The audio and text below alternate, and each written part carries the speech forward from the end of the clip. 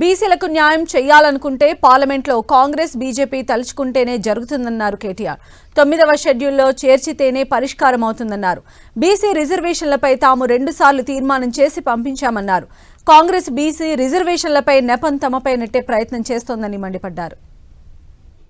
Census తో పాటు 2021లో చేయబోయే సెన్సస్ తో పాటు జనగణనతో పాటు కులగణన కూడా చేయండి అని మొట్టమొదటిసారి రాహుల్ గాంధీ గారు మాట్లాడే కంటే ముందే కులగణన గురించి మాట్లాడిన మొట్టమొదటి ప్రభుత్వం తెలంగాణ ప్రభుత్వం అన్నాడు కేసీఆర్ గారి నాయకత్వంలోనే మాట కూడా నేను గుర్తు చేస్తా ఉన్నాను. తీర్మానం కూడా మీ రికార్డులో ఉంటుంది సార్. చట్టసభల్లో కూడా రిజర్వేషన్లు ఇవ్వండి. బలహీన వర్గాలకి శాసనసభలో అదేవిధంగా శాసన మండలిలో పార్లమెంట్లో కూడా ఓబీసీ రిజర్వేషన్లు తెండి అని చెప్పి కూడా మరొక తీర్మానం కూడా చేసి ఇదే హౌస్ నుండి మనం పంపించాము. కాపీలు ఎల్ఏ మినిస్టర్ గారి దగ్గర కూడా ఉంటాయి, అధ్యక్ష సెక్రటరీ గారి దగ్గర ఉంటాయి. కిరణ్ కుమార్ రెడ్డి గారు ముఖ్యమంత్రిగా ఉన్నప్పుడు ఆ రోజు ఈ చట్టం ఏదైతే ఉందో ఉమ్మడి ఆంధ్రప్రదేశ్లో పంచాయతీరాజ్ చట్టం కానీ మున్సిపల్ చట్టం కానీ వారు తెచ్చారు అధ్యక్ష. సుప్రీంకోర్టులో ఏం జరిగింది అధ్యక్ష? ఇంతకీ సుప్రీంకోర్టు 2010లో రాజ్యాంగ ధర్మాసనం అంటే కాన్స్టిట్యూషనల్ బెంచ్ సరిగ్గా దానికి మించిన బెంచ్ భారతదేశంలో ఇది లేదు. రాజ్యాంగ ధర్మాసనం ఆ రోజు ఒక తీర్పు ఇచ్చింది అధ్యక్ష. 50% సీలింగ్. ఇది కేసీఆర్ గారో తెలంగాణ ప్రభుత్వమో బీఆర్ఎస్ పార్టీయో పెట్టింది కాదు అధ్యక్ష.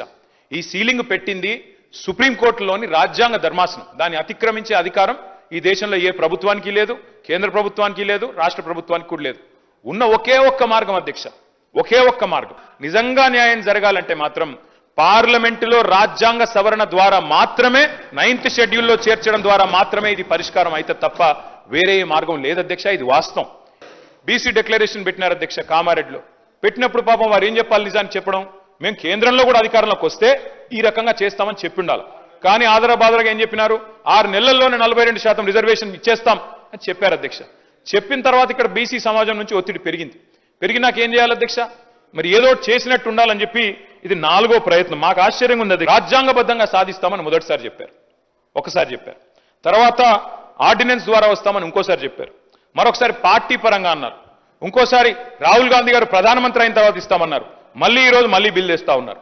అంటే ఒకటే పార్టీ 5 రకాలుగా మాట్లాడితే, 5 సందర్భాల్లో మాట్లాడితే ఈ రాష్ట్రంలో ఉన్న బీసీ బిడ్డలు చూస్తలేరా అధ్యక్ష? అర్థం చేసుకుంటలేరా మీ నిజాయితీని కానీ మీ చిత్తశుద్ధిని కానీ?